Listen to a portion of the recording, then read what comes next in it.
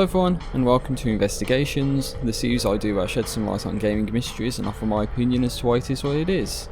Today's episode will focus on a couple of interesting APC vehicles featured in Half-Life 2.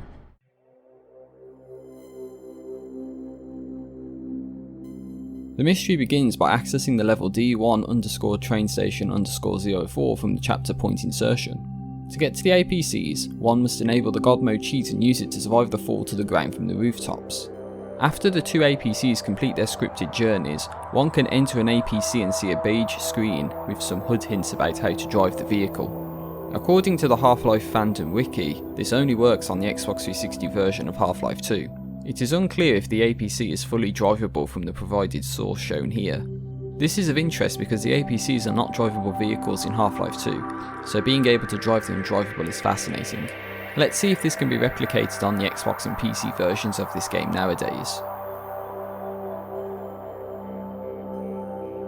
The first platform I tried this on was the Xbox One, playing the Xbox 360 version of the orange box via backwards compatibility.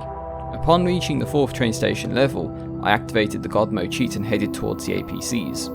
They can be entered, however the player is seated below the APC and can only turn, not drive the APC. The player can also exit the APC.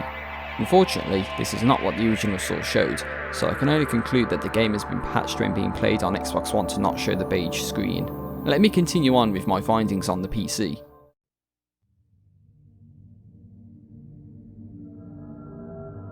Playing the PC version of Half-Life 2 yielded very different results than the Xbox One backwards compatible version.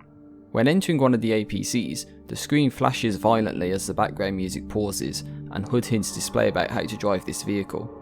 I actually have the PC version of the orange box, so I was hoping I could play an unpatched version of Half-Life 2 on PC to explore this mystery further. However, the installation process requires Steam to be installed, which I am sure will require the need to download updates in order for the game to be played. There are no other things to mention here, though one more avenue can be explored.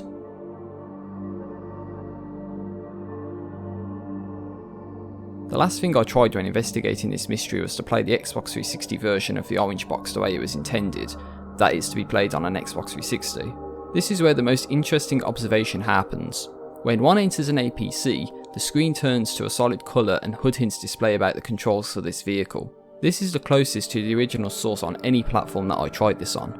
However, after trying several button combinations, it seems as if the APCs are not movable, which means they are not drivable. This complements the Half-Life fandom wiki's claim that this only works on the Xbox 360. Let me move on to my thoughts about this unintended feature.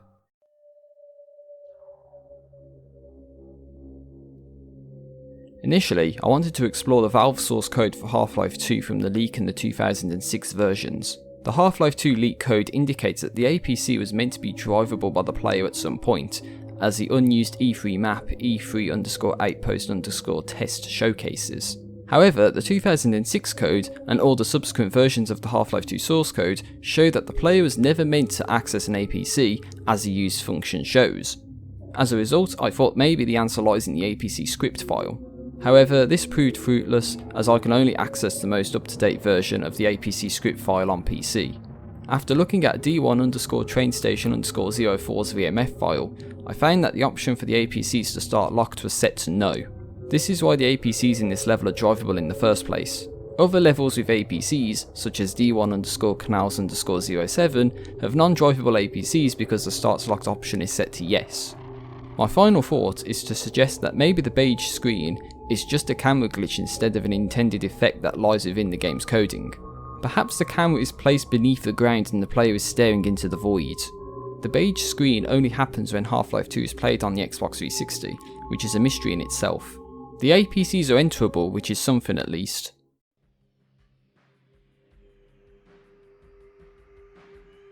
To conclude, the two APCs in the level D1_train-station_04 are of high interest to me. How can 3 different things happen when entering an APC when played on 3 different platforms? This is something that I cannot explain. However, the mystery of the APCs in this level can be explained by looking into the VMF file for this level. Thankfully, mods such as Gary's mod allow for the APC vehicles to be driven, which is something positive in this regard. Thank you for watching this episode of Investigations, see you next time.